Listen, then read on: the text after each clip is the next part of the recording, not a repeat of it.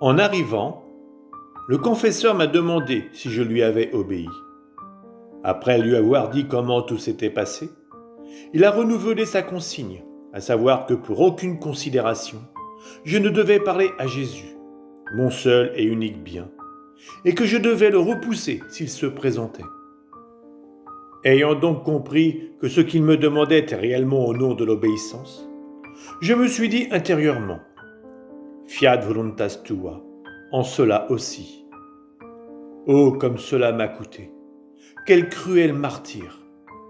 C'était comme si un clou me transperçait le cœur, de part en part. Mon habitude d'appeler Jésus, mon seul bien, de languir sans cesse après lui, fait partie de mon être autant que ma respiration et les battements de mon cœur. Vouloir arrêter cela, c'est comme vouloir empêcher quelqu'un de respirer ou de laisser battre son cœur. Comment peut-on vivre ainsi? Cependant, l'obéissance doit prévaloir. Oh mon Dieu, quelle douleur, quelle torture! Comment peut-on empêcher un cœur de languir après l'être qui est toute sa vie? Comment arrêter un cœur de battre? De toute son énergie, ma volonté s'efforçait de retenir mon cœur. Mais quelle vigilance constante il lui fallait. De temps à autre, ma volonté devenait fatiguée et découragée, et mon cœur se sauvait en appelant Jésus. S'en apercevant, ma volonté s'efforçait davantage d'arrêter mon cœur, mais elle ratait souvent son coup. C'est pourquoi il m'a semblé que j'étais continuellement en état de désobéissance. Oh, quel contraste dans ma vie, quelle guerre sanglante, que d'agonie pour mon pauvre cœur. Ma souffrance était telle que j'ai cru en mourir. Si j'avais pu mourir, ça aurait été un réconfort pour moi. Je vivais les affres de la mort sans mourir. Après avoir versé d'abondantes larmes tout le jour et toute la nuit, et comme je me trouvais dans mon état habituel, mon bienveillant Jésus vint, et moi, obligé par l'obéissance, je lui dis, « Seigneur, ne viens pas, car l'obéissance ne le permet pas. » Avec compassion et voulant me fortifier, Jésus fit pour moi un grand signe de croix de sa main créatrice et me quitta. Comment décrire le purgatoire dans lequel je me trouvais? Il ne m'était pas permis de m'élancer vers mon unique bien, ni même de l'appeler ou de languir après lui. Ah, les bienheureuses âmes du purgatoire peuvent au moins l'appeler, s'élancer, crier leur détresse à leur tout bien-aimé. Il aurait seulement défendu de le posséder, tandis que moi, je suis également privé de ses consolations. Je ne fis que pleurer la nuit entière.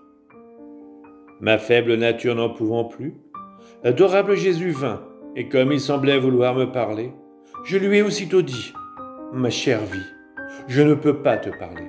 Je t'en prie, ne viens pas, car l'obéissance ne le permet pas. Si tu veux faire connaître ta volonté, va le voir. » Pendant que je parlais, j'aperçus le confesseur. S'approchant de lui, Jésus lui dit, « Cela est impossible pour mes âmes. Je les maintiens tellement immergées en moi, afin que nous ne formions qu'une seule substance, que ça devient impossible de nous distinguer l'un de l'autre. C'est comme lorsque deux substances sont mélangées. Elles se transfusent l'une dans l'autre, et si on veut ensuite les séparer, cela est impossible. De même, c'est impossible de séparer mes âmes de moi. » Ayant dit cela, il disparut, et je suis resté avec ma peine, encore plus grande qu'avant. Mon cœur battait si fort que j'ai senti craquer ma poitrine. Après, je ne saurais expliquer comment je me suis trouvé hors de mon corps.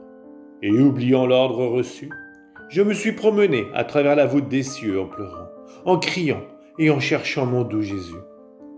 Tout à coup, je l'aperçus se dirigeant vers moi et se jetant dans mes bras tout brûlant et langoureux. M'étant vite rappelé la consigne reçue, je lui dis, « Seigneur, ne me tente pas ce matin. Ne sais-tu pas que l'obéissance ne veut pas ?» Il me répondit, « Le confesseur m'a envoyé. Voilà pourquoi je suis venu. » Je repris, « Ce n'est pas vrai. Serais-tu un démon venant me tromper et me faire manquer à l'obéissance ?»